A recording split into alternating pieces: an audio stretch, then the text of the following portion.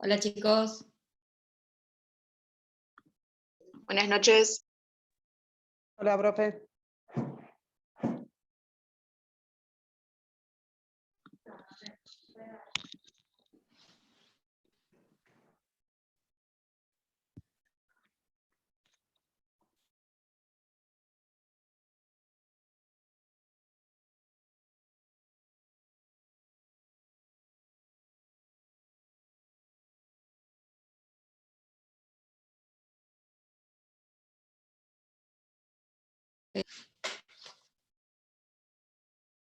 ¿me escuchan bien?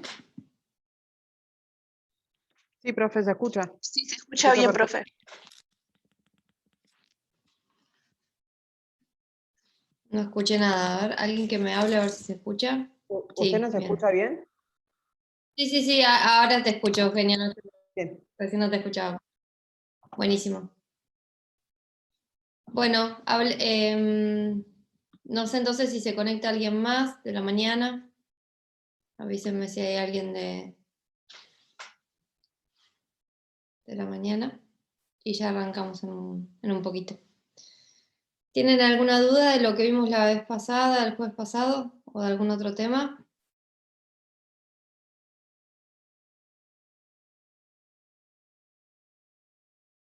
Hoy lo que tendríamos que ver es la unidad 16, terminar con los puntos 3 y 4. Asumo que con Nicolás habrán empezado a ver asociaciones civiles ayer, sí, ayer, porque con Daniel deben haber visto otra cosa, ¿no? Con Daniel, ¿qué vieron? No tuvimos con el profe porque fue feriado. Ah, claro, bien, bien. Bueno, hoy terminamos entonces ya con la bolilla 16 y ya es todo lo que tienen que ver acerca de personas jurídicas, y después van a empezar a ver el objeto de la relación jurídica, empiezan a ver patrimonio y demás. Pero hoy ya liquidaríamos todo lo que es personas jurídicas. Por eso también es importante, y yo les había dicho la clase pasada, que traten de leer los temas antes de la clase para sacarse todas las dudas que tengan y ya pasar, adelantarse con lo que sigue, ¿no? Porque después por ahí llega el parcial y son muchos temas juntos, y más que nada también al tener personas jurídicas ustedes en el segundo parcial, si bien se les acota y es mucho mejor para el primero, después es bastante contenido para el segundo. Es bueno que se vayan sacando las dudas, así después no es tanto embrollo, ¿no? Bueno, yo no recuerdo bien qué habíamos quedado la clase pasada, que cortamos 1:30 y algo había quedado. No sé si llegamos a ver la responsabilidad, sí, de las personas jurídicas y administradores llegamos a ver. Lo que nos había quedado entonces es el proceso de liquidación en las personas jurídicas, la etapa de liquidación, ¿no? ¿Eso lo vimos? Creo que no. ¿Algo vimos? Yo lo tengo acá en la etapa de liquidación, pero no me acuerdo si lo diste vos, profe, o lo dio... No, sí. Bueno, vamos a repasar eso. La del 20 de mayo tengo etapa de liquidación. Entonces sí lo vimos. Bueno, Sí. repasamos un poquito eso y vemos lo de el tema de fusión, escisión, las formas, digamos, de resolución de la persona jurídica, que era eso estábamos viendo, digamos, en la parte general. Recuerden que lo que decíamos la clase pasada es que el código trae una parte general de personas jurídicas, que es muy útil porque se aplica a todo tipo de personas jurídicas, no solo a las privadas, que son las que vemos acá, y en especial las asociaciones y fundaciones, sino que a todo tipo de personas jurídicas. Ustedes van a tener una materia más adelante que sea sociedades, y van a ver más tipos de entes jurídicos. Hoy esto, digamos, en civil lo que ven es en profundidad asociaciones y fundaciones. Sin embargo, esta parte general que nosotros vimos la clase pasada se aplica de manera supletoria a todo tipo de personas jurídicas, por eso es tan importante. Bien, voy a compartir pantalla entonces para seguir con el PowerPoint del otro día. Acá vamos a ir entonces, esto ya lo vimos, la responsabilidad. Recuerden de la etapa de liquidación, dijimos que la persona jurídica tiene digamos, toda una etapa de vida en la cual es muy importante la descripción que se haga en el estatuto del objeto. ¿Alguno se acuerda la diferencia o conforme lo que hayan visto ayer entre lo que es el acto constitutivo y el estatuto? Son dos actos jurídicos, pero son muy diferenciados. ¿Se acuerdan cuál era la diferencia entre uno y otro?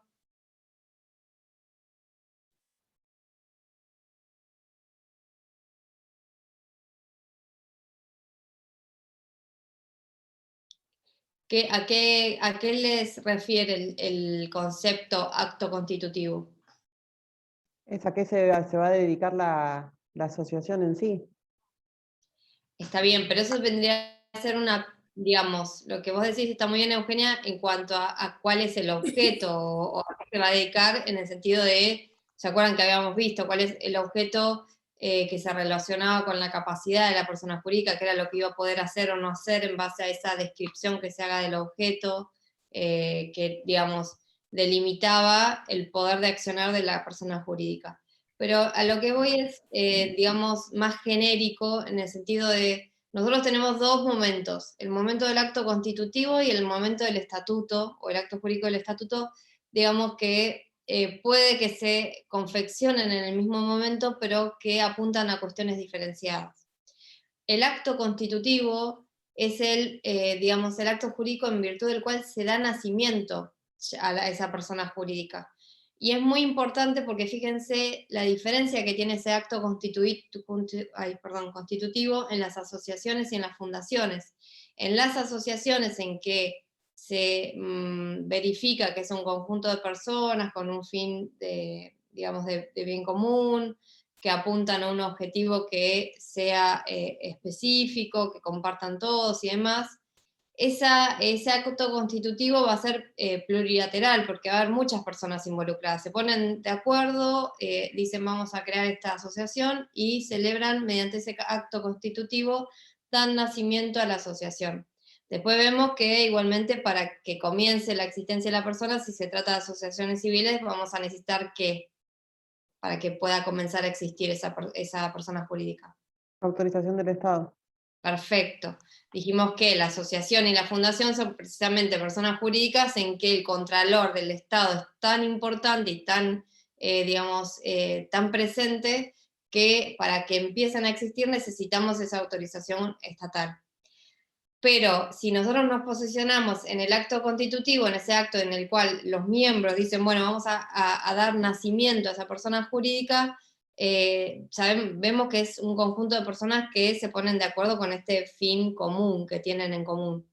Ahora, en una fundación, que es lo que vamos a ver hoy, esto es diferente, porque este acto constitutivo va de la mano de una persona que se llama fundador y que le da nacimiento a esa fundación, que destina un determinado patrimonio, digamos, una parte de su patrimonio para constituir esta fundación. Y fíjense que en ese caso, ese acto constitutivo, que en las asociaciones es plurilateral porque es un conjunto de personas, en la fundación es unilateral porque es la sola voluntad del fundador. Pero bueno, lo que, digamos, para seguir con el Power y avanzar, lo que sí quiero que diferencien, que no sé si había quedado muy claro en la clase pasada y no sé si lo dio ayer Nicolás, es esta diferencia entre el acto constitutivo, que es ese que da nacimiento ya sea digamos, a todo tipo de persona jurídica, pero que va a cambiar, depende de la persona jurídica que se trate, del estatuto, que si bien también es digamos, un acto jurídico que se manifiesta mediante digamos, que se plasma por escrito, ¿a qué hacíamos referencia cuando hablábamos del estatuto? ¿Se acuerdan? Es la reglamentación interna que tiene cada asociación.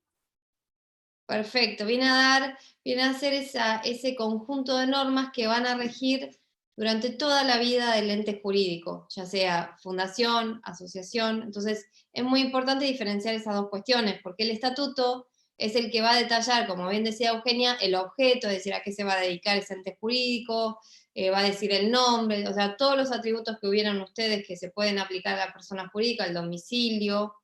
que también es bueno que se hable de domicilio en sentido genérico por si hay algún cambio en ese domicilio. Entonces, cuando yo constituyo una determinada persona jurídica, en vez de poner el domicilio exacto, voy a poner en Mar del Plata. Es decir, todas esas cuestiones van a estar en el estatuto, porque van a determinar específicamente qué órganos van a regir esa persona jurídica, qué mayoría si quórum necesito, todo eso va a estar en el estatuto. No va a estar en el acto constitutivo porque se limita a darle nacimiento a la persona jurídica. Bien, pero vamos a seguir y ahora volvemos cuando veamos fundaciones con algunas de estas cuestiones. Cuando decimos entonces que esa persona jurídica que tiene toda esta reglamentación que está en el estatuto y que va a regir un determinado tiempo, ¿se acuerdan? Habíamos hablado de tiempos, ¿cuánto tiempo tiene que, digamos, habla de tiempos el código acerca de la persona jurídica, cuánto dura y demás? Sí, en una parte decía que era indeterminado a menos que se especifique en su Bien. constitución, En el que se estatuto. especifique cuánto iba a durar. Perfecto, entonces la duración puede ser ilimitada, puede ser indeterminada, entonces ahí en el estatuto se va a poner que va a ser a perpetuidad y solamente se va a decidir cuando se disuelve. Ahora vamos a ver que en las fundaciones tiene una particularidad, pero bueno, cuando llegamos a la etapa de extinción lo que decimos es, bueno, llegamos a un punto en que esa persona jurídica por algún motivo va a dejar de existir. Pero no puede dejar de existir de la noche a la mañana. Necesitamos un proceso mediante el cual, porque sabemos que durante esa vida de esa persona jurídica va adquiriendo derechos, contrayendo obligaciones y demás. Entonces, necesitamos un periodo de tiempo para regularizar esa situación y que esa persona jurídica pueda dejar de existir. Es decir, saldar esas obligaciones que estén pendientes. Si hay responsabilidad de los administradores, también en esta etapa se van a evaluar. Pero fíjense entonces que lo que hace cualquier tipo de persona jurídica cuando se va a disolver es pasar a una etapa de persona jurídica en liquidación. Y esto es muy importante porque no vaya a cumplir con el objeto que se planteó en el estatuto, sino que solamente se va a limitar en este procedimiento de liquidación a realizar los bienes para poder saldar las deudas. Y todo aquello que se haga por fuera, es decir, de ese objetivo que es liquidar la sociedad o la asociación, va a generar una responsabilidad en todo aquel que administre esos bienes de las personas jurídicas. Acá como causales de disolución, los motivos por los cuales se va a dejar de existir esa persona jurídica pueden ser un montón, pero fíjense que los autores distinguen entre tres supuestos. Una que sean la disolución por voluntad estatal, cuando la persona jurídica, digamos, por algún motivo, digamos, realiza actos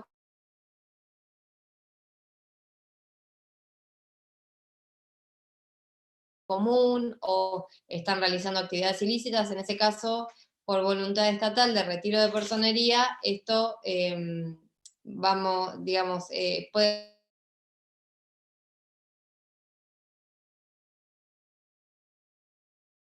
en realidad cuando habla de voluntad estatal, más que nada hace, digamos, hincapié en los supuestos en que se trate de personas jurídicas que requieren autorización para funcionar. Entonces el retiro de la autorización para funcionar va a generar esa disolución. Después tenemos, obviamente, las disoluciones que se motivan en causales sobrevinientes posteriores a la creación de esa persona jurídica, como por ejemplo, si se estableció un plazo de duración y acaece ese término por el cual se constituyó, obviamente se va a disolver. Lo mismo sucede cuando se supeditó alguna condición o cuando, digamos, ya no podemos, cuando hay algún tipo de ente jurídico que requiera una pluralidad de socios o asociados y se disminuya ese número a 1.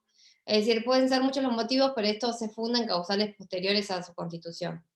Y después, obviamente, las causales inherentes a la voluntad. Recuerdan que la clase pasada dijimos acá, en todo lo que hace la persona jurídica, la voluntad es muy importante. Vamos a evaluar todo aquello que se dice en el estatuto, porque eso es lo que va a regir la vida de la persona jurídica. Por eso la voluntad siempre está muy presente, la voluntad de los miembros. Precisamente también porque uno de los motivos por los cuales se permite este tipo de o se le da personalidad jurídica a este tipo de entes, es para lograr que esas personas que tienen fines por fuera de su singularidad las puedan alcanzar. Y mediante el análisis de esta voluntad de los miembros vamos a lograr que eso se pueda llegar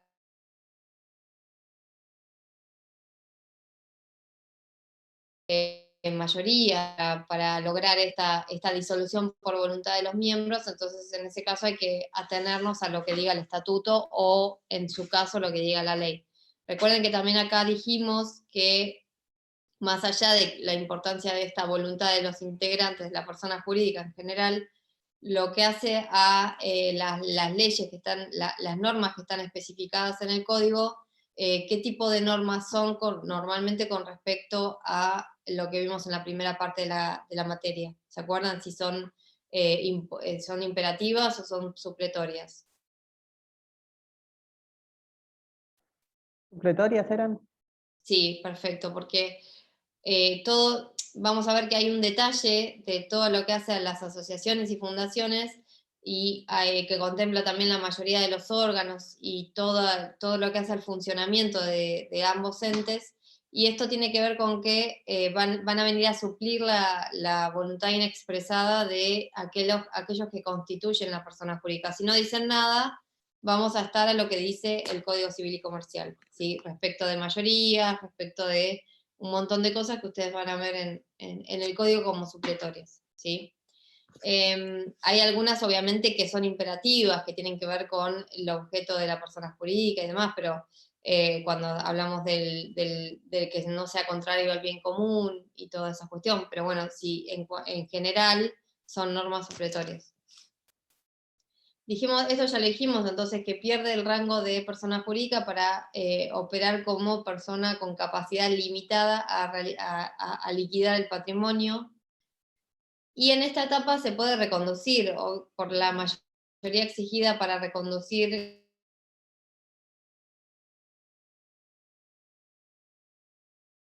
funcionar la persona jurídica, es un caso excepcional. Y el destino de los bienes también creo que algo habíamos visto, recuerden, y esto es muy importante, que cualquier remanente que quede de bienes después de haber realizado los bienes de la persona jurídica y pagado las deudas, si queda algo de bienes, en principio vamos a estar a lo que dice el estatuto, que va a contemplar estas circunstancias seguramente. Ahora, si nada dice, o si, digamos, en el caso de asociaciones y fundaciones, a esto quería ir, es muy importante que tengan en cuenta cuál es la finalidad de la asociación y fundación, porque si el remanente de bienes no se puede distribuir entre los miembros. En primer lugar, porque en la fundación no tenemos miembros, pero también porque tanto la asociación y fundación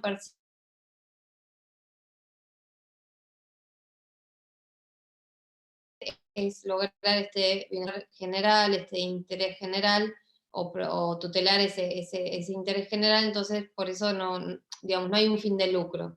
¿Sí? Esto algo deben haber empezado a ver ayer igual. Pero esto vamos a volver cuando veamos fundaciones. Y después también tenemos los supuestos de transformación, fusión y escisión. La transformación se da cuando cambia el tipo de persona jurídica, ¿sí? Por ejemplo, que una asociación civil, por ejemplo, una sociedad anónima se transforme en una sociedad.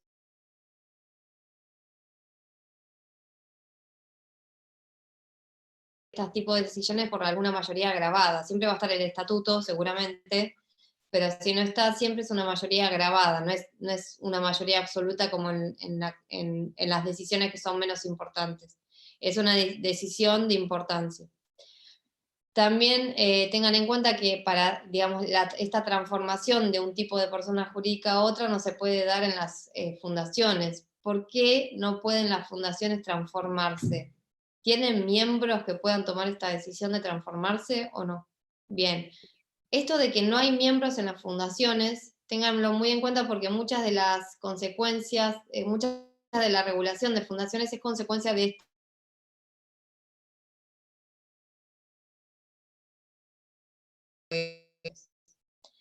Y después tenemos, bueno, la fusión cuando sin disolverse dos personas jurídicas, se unen para constituir una nueva. Esta nueva que se constituye, obviamente que adquiere, o sea, va a ser destinataria de los derechos y obligaciones de aquellas que se disolvieron.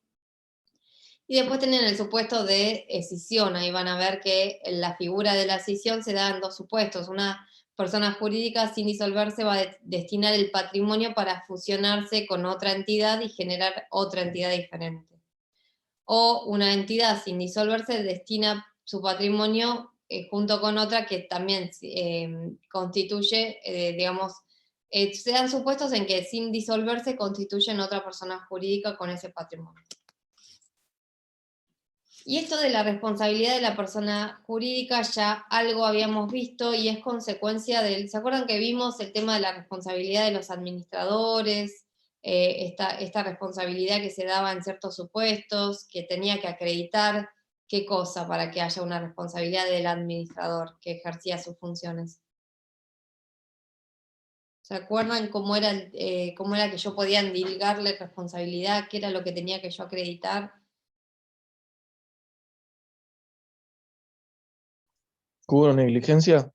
Perfecto, Mariano, sí. Tenía que acreditar que no había obrado de manera diligente, que había obrado de manera descuidada, y en ese descuido había generado un daño. En ese caso sí podía responsabilizar al administrador. Esto porque lo que se pretende, por esto de la figura de la persona jurídica, es diferenciar dos tipos de personas, la persona jurídica de las personas que componen esa persona jurídica. Por eso este deslinde de personas, digamos, individualizadas,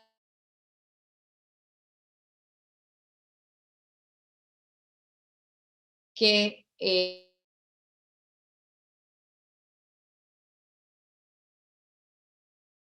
amparar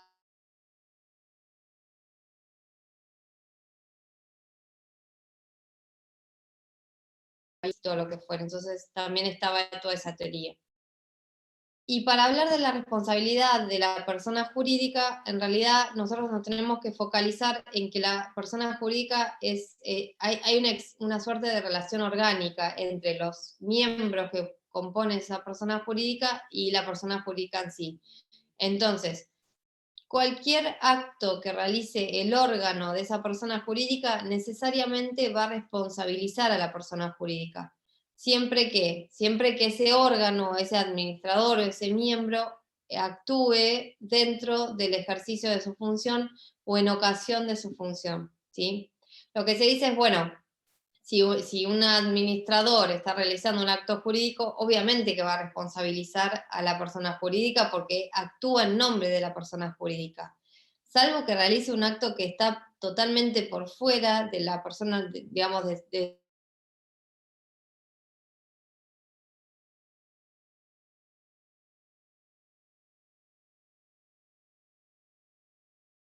en un tiroteo mata a una persona, ¿sí? En un tiroteo que lo hace en el ejercicio de su función porque está resguardando la seguridad policial, por ejemplo. Lo está haciendo en ejercicio de su función, y si en ese ejercicio de su función realiza o comete un acto que genera un daño, necesariamente responsabiliza a la persona jurídica, o a una empresa de seguridad, si quieren imaginarse la situación. Ahora, cuando hablamos en ocasión de su función, también hay un vínculo con la función. Por ejemplo, esta empresa de seguridad que le confiere alguna arma a la persona para que defienda, para que actúe de guardia. Y con ese...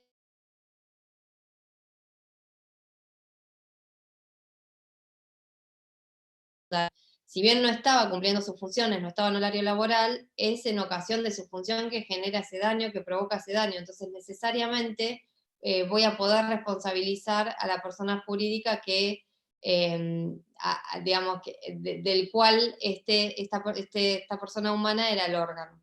Por eso siempre este constructo de la responsabilidad de la persona jurídica trata de endilgar la responsabilidad a la persona jurídica cuando el sujeto, la persona humana que la integra, realizó o cometió un daño en ejercicio o en ocasión de su función. ¿Sí? Esto es lo que dice el código en esos términos.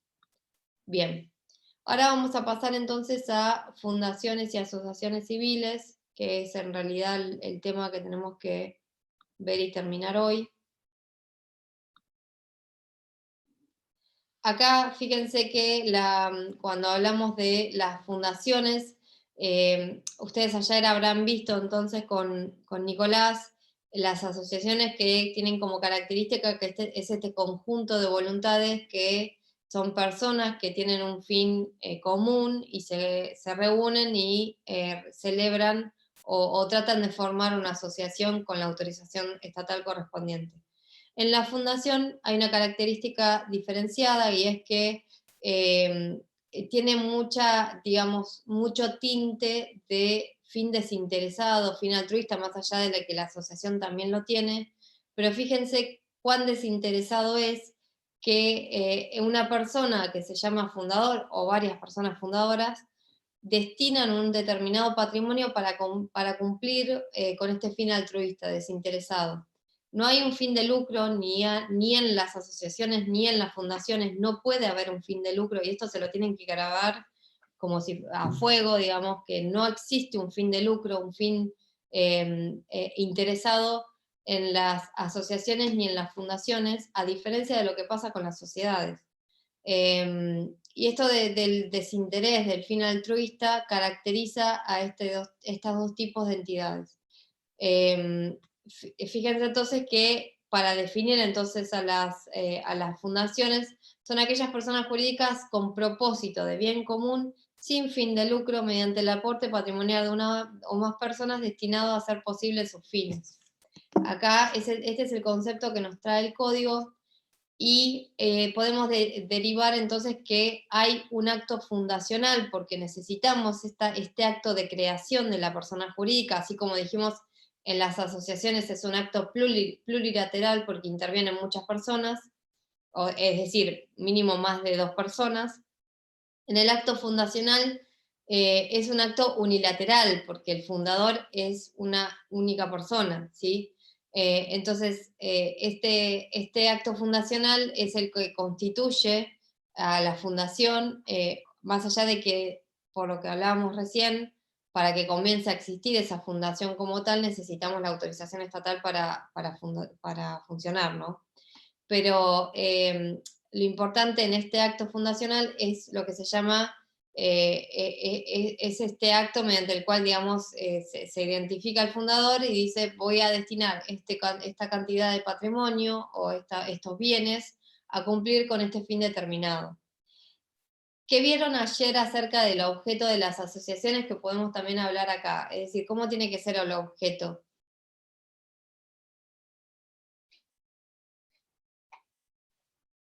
Tenía que ser preciso y detallado para cumplir la Perfecto. finalidad.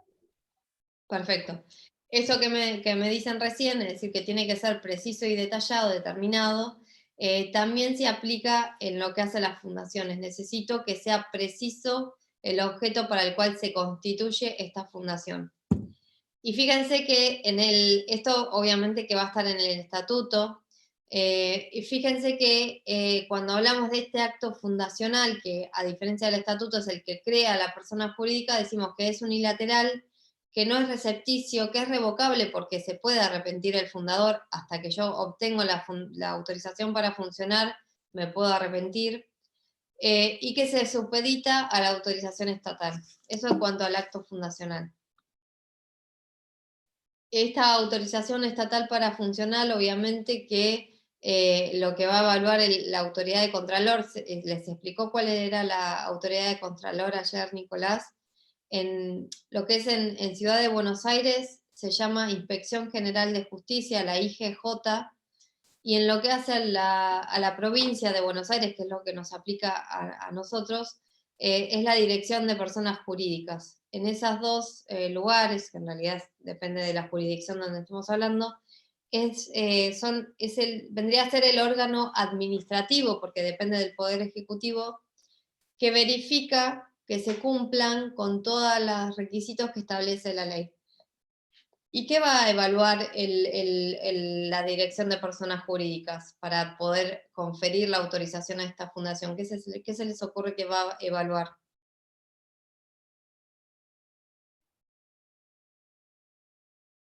Primero que no vaya a tener lucro. Bien, eso es fundamental. Tanto en asociación como en fundación es fundamental que evalúe que no tenga lucro. Pero también acá les hago una salvedad, porque ustedes van a ver que los clubes hacen rifas o comidas para juntar dinero. Esa actividad lucrativa dentro de lo que es una asociación o una fundación, en realidad si es para funcionar y para poder cumplir con su objeto, se permite, ¿sí? Si, por ejemplo, un club hace una rifa para poder modificar el gimnasio y hacerlo más apto para realizar esa actividad deportiva, que es para lo cual se constituyó, obviamente que es posible, digamos. Lo que no se concibe y no se permite, y está totalmente vedado en este tipo de entes, es que se realice una actividad a los fines de obtener lucro en sus miembros o, por ejemplo, para el fundador. Eso está totalmente vedado, ¿sí? Y en la fundación es más evidente, ¿por qué? Porque cuando acá dijimos en el acto constitutivo es unilateral, es revocable, el fundador destina determinado patrimonio a cumplir con los fines, pero tengan en cuenta que una vez que se confiere la autorización estatal para funcionar, la persona jurídica, digamos, se encuentra totalmente desvinculada del fundador al punto tal que el fundador ni siquiera es miembro, ¿sí? Es decir, una vez que adquiere esa autorización estatal para funcionar y empieza a existir como persona jurídica, ya no hay ningún tipo de nexo con el fundador, salvo que el fundador se haya reservado algún cargo en el Consejo de Administración a fin de verificar que se cumpla con su objeto, pero no tiene ningún tipo de injerencia en la vida de la fundación, ¿sí? Bien, perfecto, entonces que va a verificar la Dirección de Personas Jurídicas que no tenga un fin económico, un fin interesado, un fin lucrativo en la fundación, eso seguro. Pero va a analizar con profundidad este fin altruista, ¿sí? Que sea un fin totalmente desinteresado, y que va a analizar para ustedes el patrimonio o no.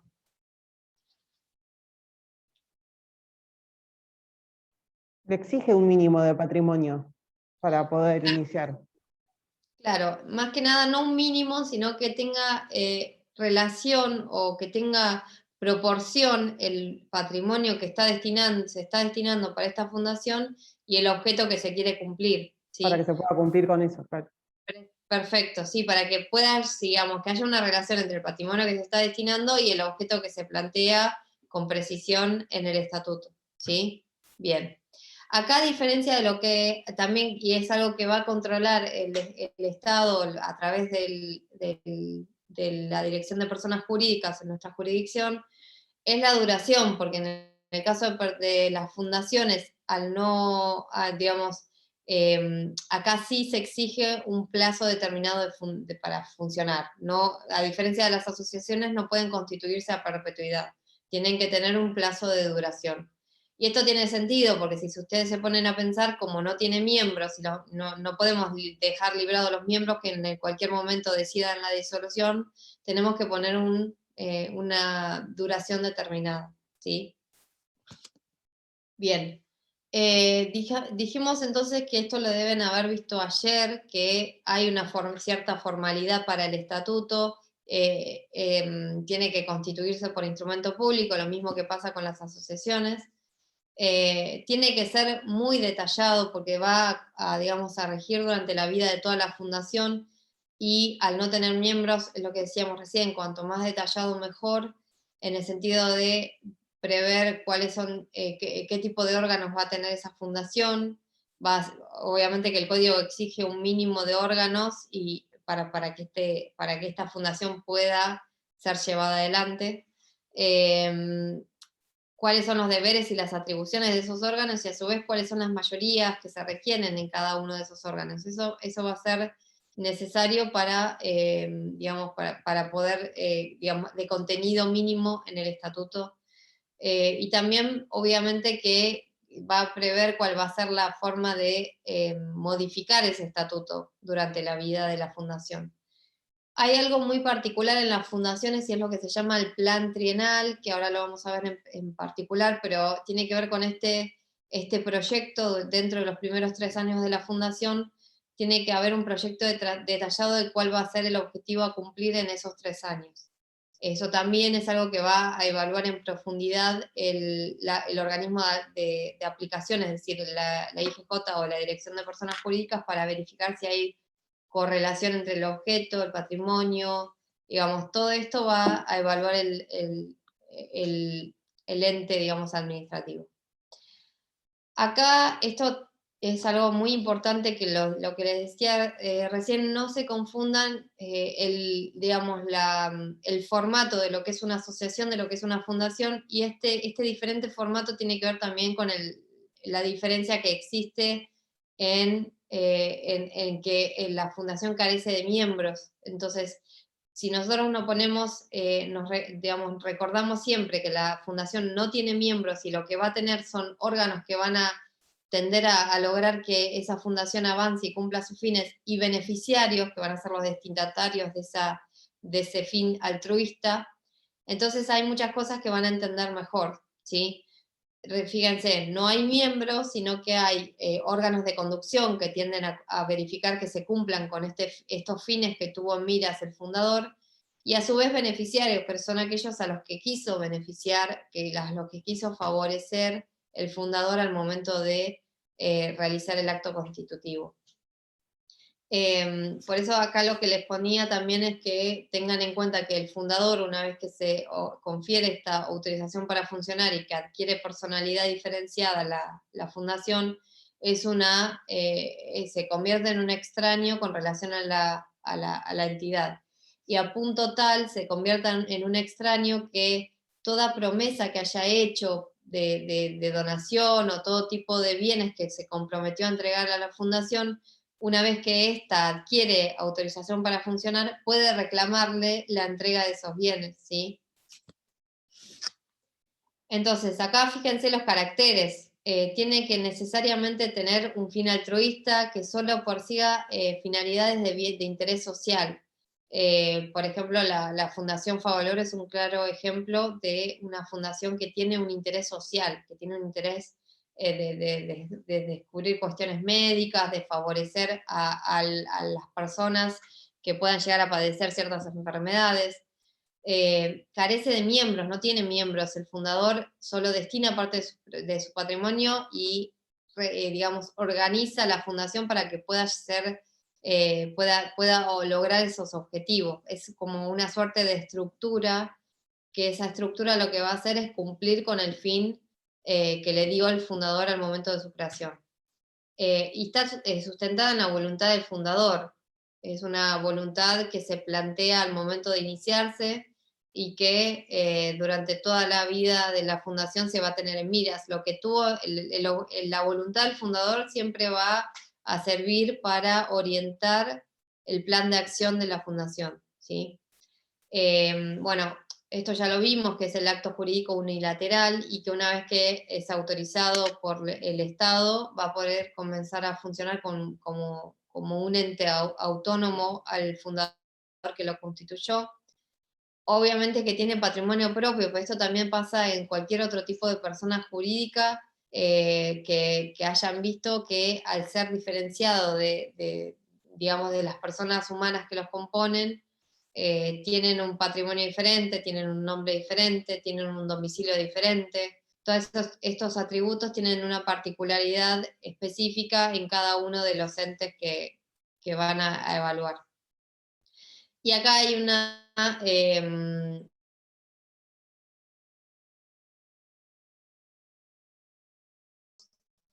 por ejemplo, de las sociedades o de las simples asociaciones, se requiere necesariamente que digamos, se constituya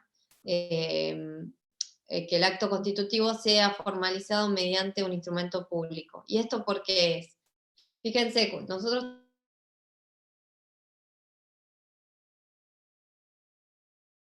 no tan adelante, pero lo vamos a ver en otra clase, pero los actos jurídicos se pueden celebrar de distintos tipos. Puede ser totalmente informales, si yo celebro un contrato en una hoja, ¿sí?, sin ningún tipo de formalidad, un contrato de locación con otra persona y solo tiene nuestra firma y se llama instrumento privado, solamente tiene, digamos, la formalidad que le dimos nosotros.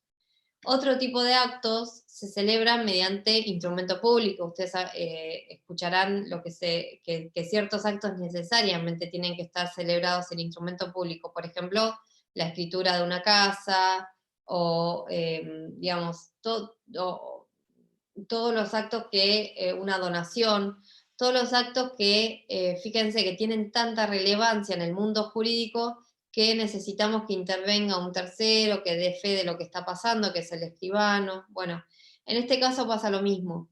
La fundación, ustedes habrán visto junto con la asociación, es, digamos, es un ente que al Estado le importa digamos, que cumpla con los fines para los que fue establecido, porque tiene un interés, que hace un interés social.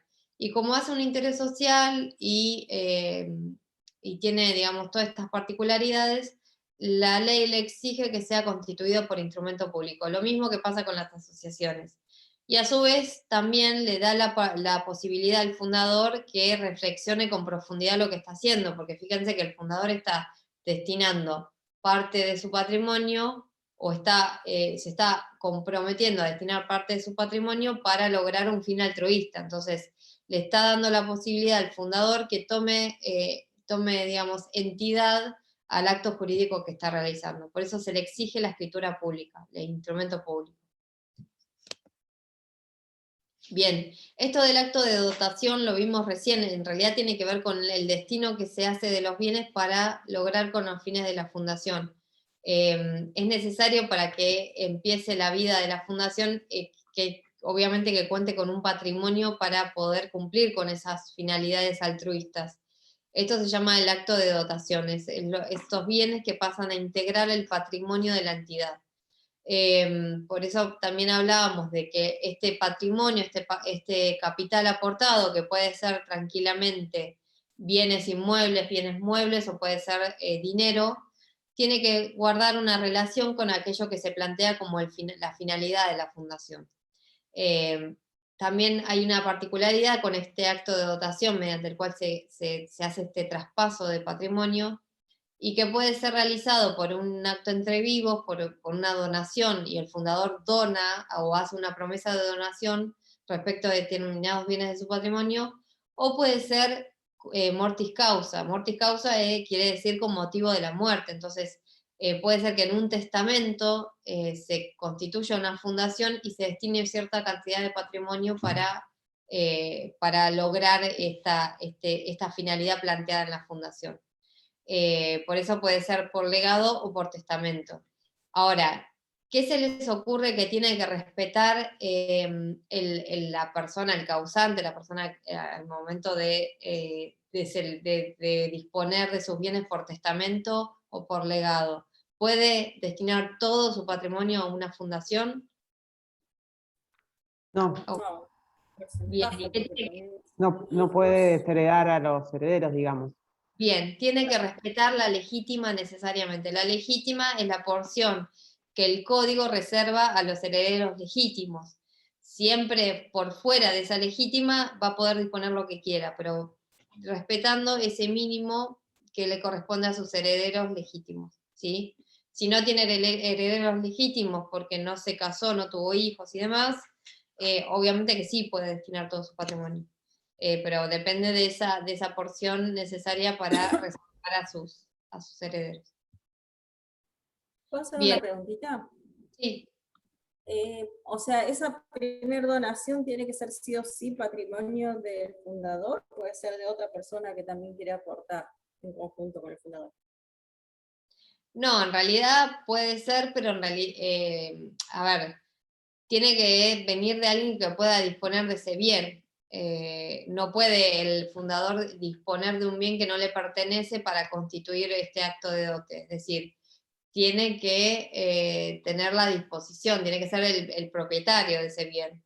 Por eso, y piense que puede haber un fundador o varios fundadores. Puede ser que uno aporte, haga el aporte, otro tenga la idea, y eso genere ese acto constitutivo. Pero necesariamente tiene que ser alguien que disponga de ese bien, ¿sí?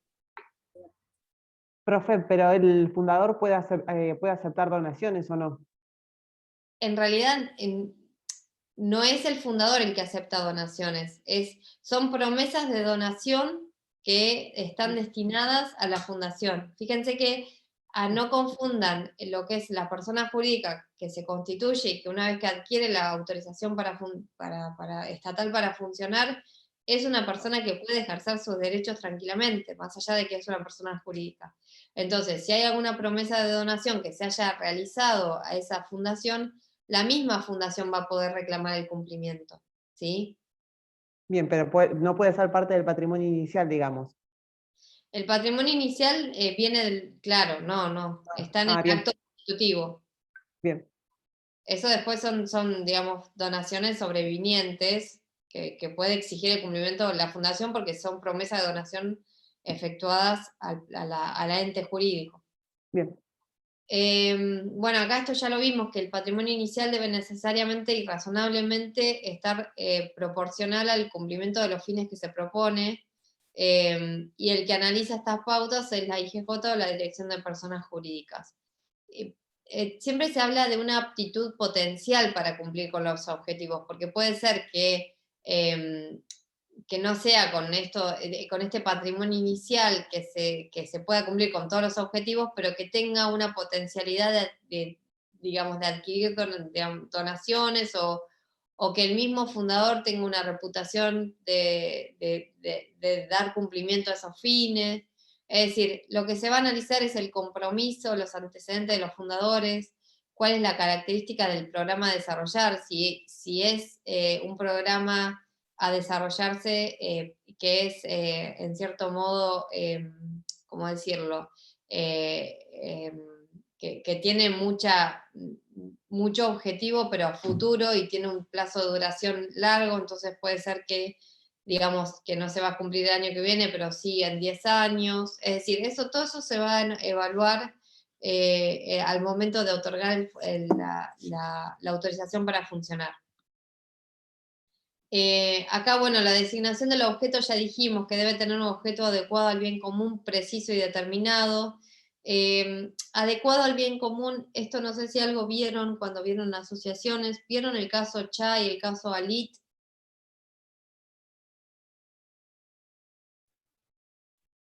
¿No? ¿De la Corte Suprema dio algún fallo, Nicolás?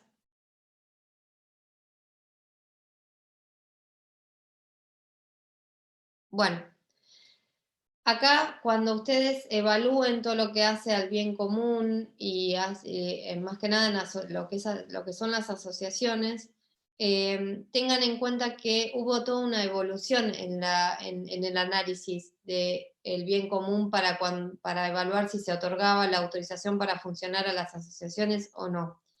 En 1991, la Corte Suprema, al momento de evaluar si una comunidad homosexual, se habla del fallo Cha porque se llamaba el fallo Comunidad Homosexual Argentina, que tenía como fin esa entidad que pide autorización para funcionar, la defensa y promoción de la homosexualidad. Lo que hizo la Corte Suprema en 1991 es decir, bueno, para esto les tengo que aclarar. Ustedes plantéense un ente jurídico que es esta entidad Cha, que se presenta ante la Dirección de Personas Jurídicas, en el caso particular fue ante la IGJ en Buenos Aires, y le pidió la autorización para funcionar. La IGJ le dijo, no te doy la autorización para funcionar porque tenés que tener un fin de bien común. La pretensa asociación le dijo, tengo un fin de bien común, que es esta defensa y promoción de la homosexualidad, Entonces hubo una disputa acerca de si se le daba o no la autorización para funcionar. La IGJ se la denegó. Ahí, cuando ustedes tienen una denegatoria por parte de un órgano administrativo, un órgano estatal como es la IGJ, obviamente que ustedes tienen la posibilidad de verificar y revisar esa decisión ante la justicia, ¿sí? Porque toda persona tiene esa facultad de que sea revisada una decisión administrativa que pueda llegar a ser ilegítima, porque van a ser los jueces quienes decidan si fue mal denegada o no esa autorización. Lo que hace la Corte Suprema de Justicia, en ese caso en particular, es ratificar lo que había dicho la IGJ. Dijo, no, una cosa es el bien común, una cosa, digamos, es el bien que hace a una minoría de personas y otra cosa es el bien común. Esto fue en 1991. Tuvo toda una evolución acerca del análisis de qué era entendido como bien común, y en el 2003, con el fallo Alit, 2006 creo que fue, bueno, con el fallo Alit, que también era una asociación de lesbianas, transexuales y demás, que piden la autorización para funcionar. La IGJ se la deniega, y la Corte Suprema, a diferencia de lo que había pasado con el caso Cha, vuelve a analizar estas cuestiones y dice, el artículo 19 de la Constitución Nacional plantea la libertad de las personas de realizar todo tipo de actos en la medida en que no afecten a la moral digamos, a la moral. Hay una libre, digamos, lo que es un amplio marco a la libertad de las personas. A su vez, la Constitución Nacional reconoce la libertad de asociarse, ¿sí?, con fines útiles.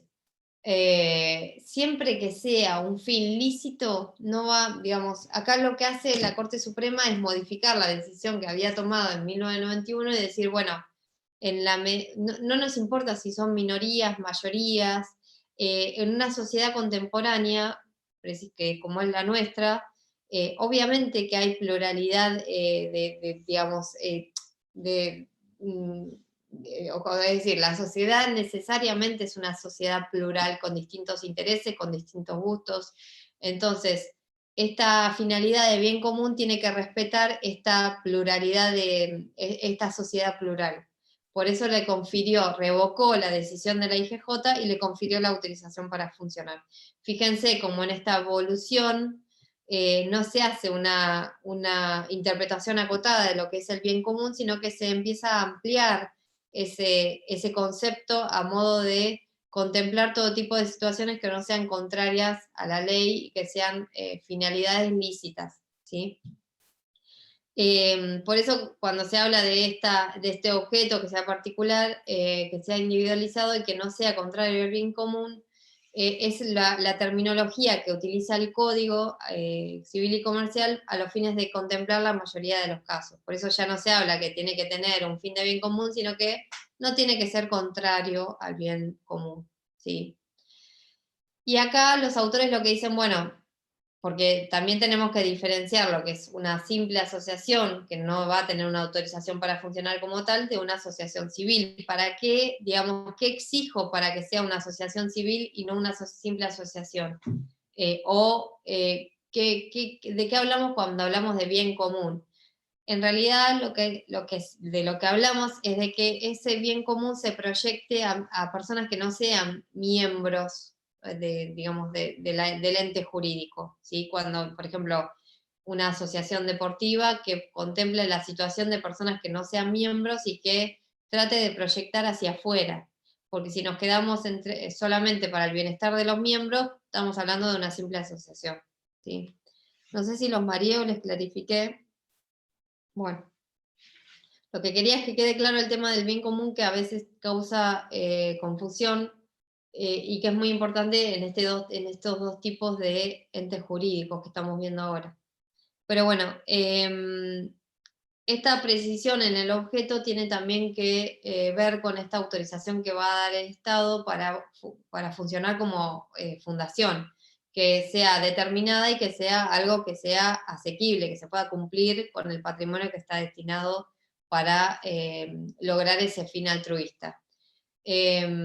Fíjense, que puede consistir en asistencia económica, sanitaria, como caso Favaloro, el tema médico, espiritual, que tenga cuestiones de difusión científica, otorgamiento de becas, congresos, etc. Todo lo que haga al perfeccionamiento de las personas, todo lo que tienda al bien común que digamos que se proyecte a un determinado grupo o indeterminado de personas. Siempre teniendo en cuenta en esto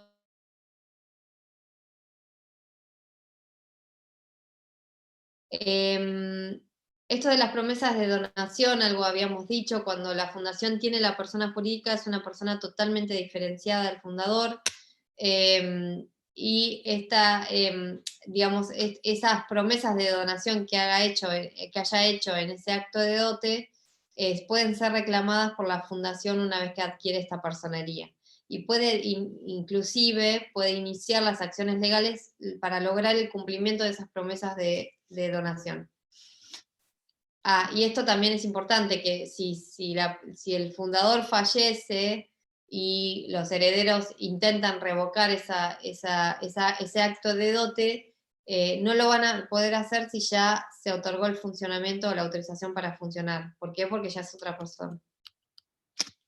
El plan de acción es necesario y es una indicación precisa de cuáles son las actividades que va a realizar durante estos primeros 3 años, y puede ser que también contemple el estatuto más allá de esos 3 años, pero es indispensable que durante los primeros 3 años esté determinado ese plan de acción.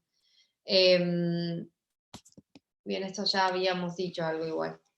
Y la responsabilidad de los fundadores en el íter constitutivo, esto es muy importante. ¿Por qué? Porque puede ser que hasta el momento en que se confiera la autorización para funcionar como fundación, este fundador realice ciertos actos jurídicos. Esos actos jurídicos van a implicar la asunción de obligaciones por parte del fundador.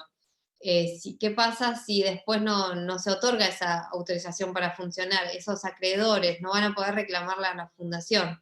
Entonces, para no dejar desamparados a esos acreedores, y por una cuestión, lo mismo que venimos viendo siempre, que hace a la seguridad jurídica, al respeto de los derechos de los terceros y demás, se establece que la responsabilidad del fundador en este proceso de constitución de la fundación va a ser solidaria. ¿Qué quiere decir solidaria? ¿Alguno sabe?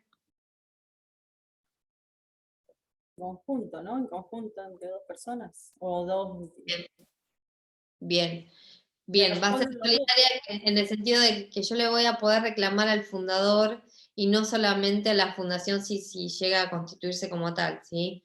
Va a poder responsabilizarse a los fundadores y en el caso digamos, de asociaciones a los administradores. Pero es muy importante esto, que se responsabilice a los fundadores durante este íter constitutivo para responder a los acreedores que contraten con esa... como no tenemos la figura de la fundación en formación, como sí pasa con la asociación en formación o las sociedades en formación, necesariamente tengo que tener a alguien que pueda llegar a responder. Y esto es lo que dice el artículo 200. Obviamente que siempre se va a respetar el caso de los créditos de porque piensen que este fundador puede tener acreedores personales, a título personal, y no por actos jurídicos que haya realizado en nombre de la pretensa fundación. En ese caso, primero también vamos a resguardar a los acreedores que tenga personalmente ese fundador. Bien. Ahora vamos a pasar a los órganos de la fundación. Ustedes han visto ayer que las asociaciones tienen ciertos órganos que hacen a su funcionamiento. Lo mismo pasa con la fundación, y con más razón pasa en la fundación porque dijimos que no tiene miembros, entonces necesariamente tiene que tener órganos que la muevan. El Consejo de Administración es el órgano de gobierno, es el más importante, es la máxima autoridad de la fundación, porque va a fijar las directivas, las centrales de toda la fundación. Necesariamente tiene que tener, digamos, como mínimo 3 miembros, el presidente, el tesorero y el secretario. Puede tener muchos más, que van a ser los vocales, pero es importante que tengan el mínimo indispensable, que son esos 3. Obviamente que todo estatuto va a decir qué funciones va a tener este Consejo de Administración, pero al ser el órgano de gobierno va a ser el que tome las decisiones importantes que hacen a la fundación. Y ese presidente va a representar ante los terceros a la fundación, frente a los terceros, digamos. Obviamente que también va a realizar todo tipo de decisiones que haya. El estatuto va a contemplar, digamos, las mayorías necesarias, el quórum y demás, y cualquier modificación del estatuto, que va a tener también una mayoría agravada, también va a estar contemplado dentro de lo que hace a las funciones del Consejo de Administración. Hay ciertas circunstancias, y es que si el Consejo de Administración por alguna manera, de algún modo, tiene alguna afección en su funcionamiento, van a ver que el código contempla en ciertos artículos la necesidad de que el Estado intervenga a través, obviamente, del ente de aplicación, que va a ser la IGJ, de la Dirección de Personas Jurídicas, para poder lograr que esa fundación siga adelante, ¿sí? Cualquier, digamos, obstáculo que tengan, van a ver que hay soluciones que contempla el código para que no se obstaculice el cumplimiento de los fines que tuvo en mira el fundador.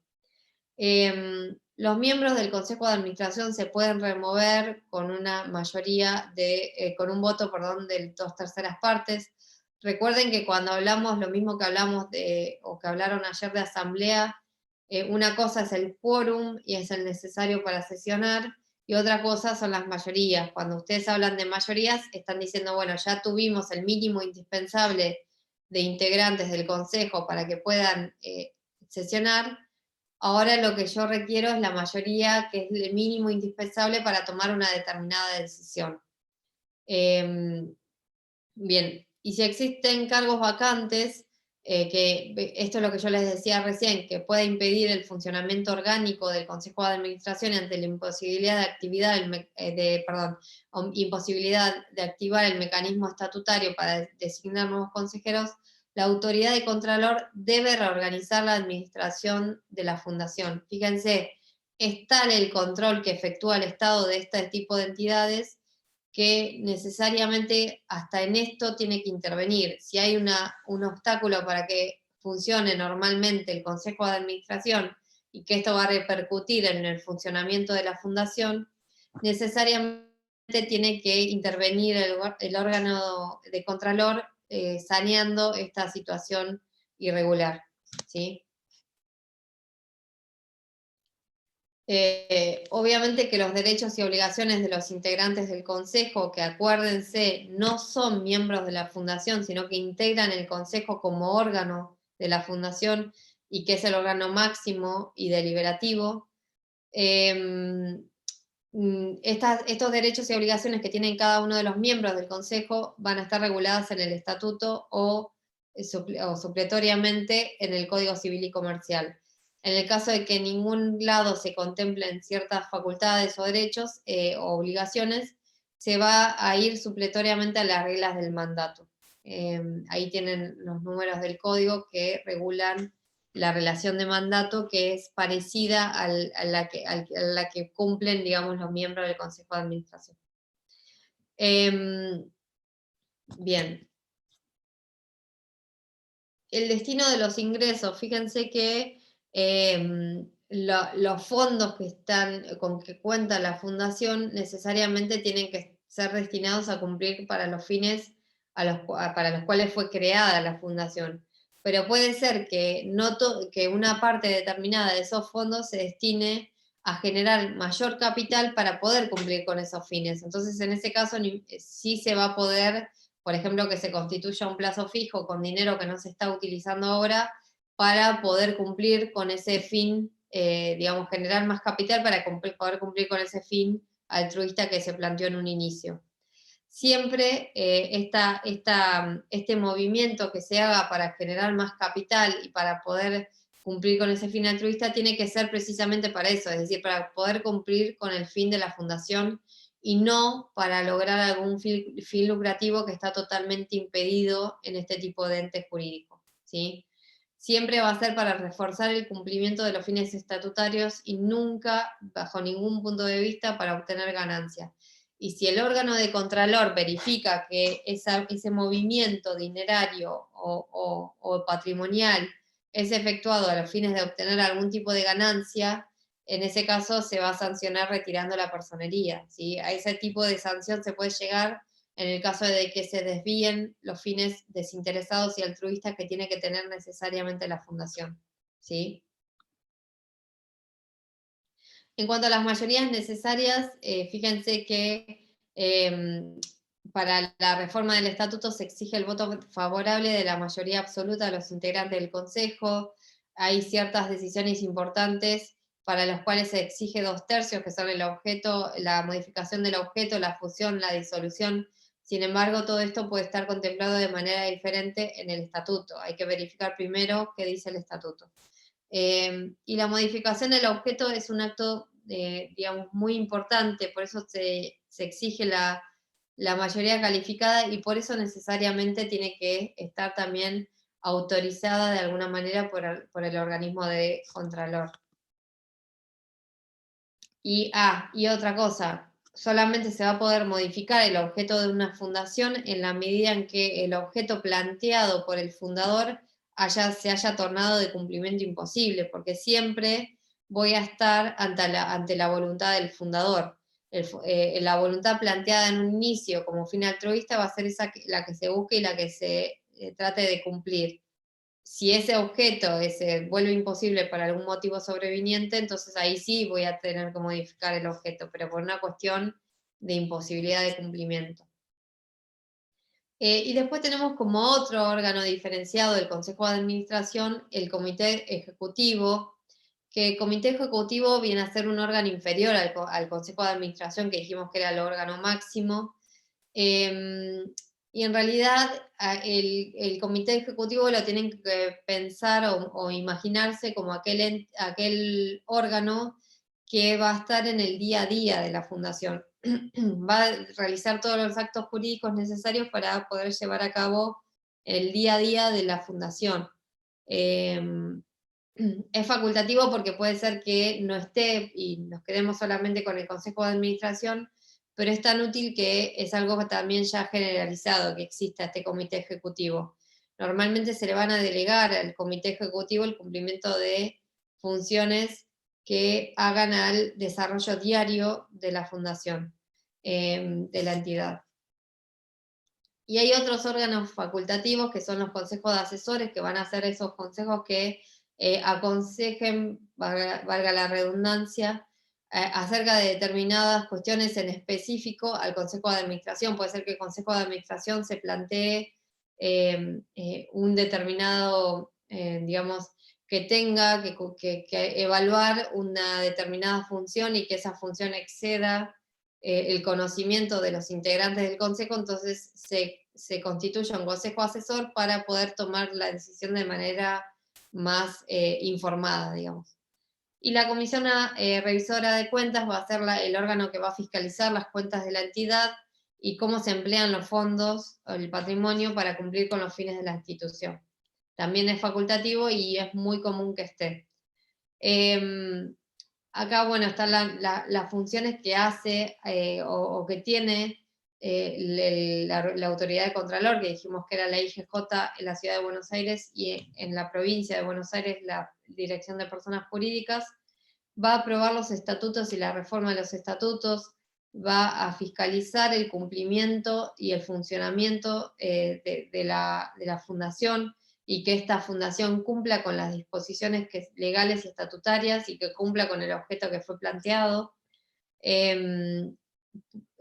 Bueno, puede designar administradores interinos. Esto va a pasar si la fundación está en actitud sospechosa y hay algo que tenga que evaluar la autoridad de aplicación de Contralor, entonces puede designar un administrador interino para que informe el cumplimiento de la ley, digamos. También puede convocar al Consejo de Administración en caso de que haya irregularidades, lo que yo les decía recién. Tiene mucha injerencia en lo que hace a empujar en el cumplimiento de los fines de la fundación. Si ve que por algún motivo hay alguna traba o un obstáculo en el cumplimiento de los fines que se planteó la fundación, necesariamente va a intervenir tomando algún tipo de decisión y de contralor, ¿no? Bueno, esto si quieren lo vemos ya la clase que viene, porque ya estoy viendo que son casi media. Así si tienen alguna pregunta la evacuamos ahora. Díganme, para que pueda dejar de compartir pantalla. ¿Tienen alguna duda, chicos, de lo que estábamos viendo? Profe, la Comisión Revisora de Cuentas, Sí. es la única que se le puede llegar a pagar algo, ¿no? Que puede recibir alguna atribución económica, digamos, por realizarlo. Sí, en realidad depende de la complejidad de la cuestión, ¿sí? de la fundación. Porque se prevé que si es muy compleja la fundación y se requiere, hay ciertos casos en que miembros del Consejo de Administración pueden tener alguna retribución, pero tiene que estar muy fundado. La comisión, sí, revisora de cuentas normalmente se establece, porque también son actividades complejas, pero siempre teniendo en cuenta que este fin altruista, en principio la regla general es que no haya No hay. atribuciones para el cumplimiento de los fines que se establecen. En principio no.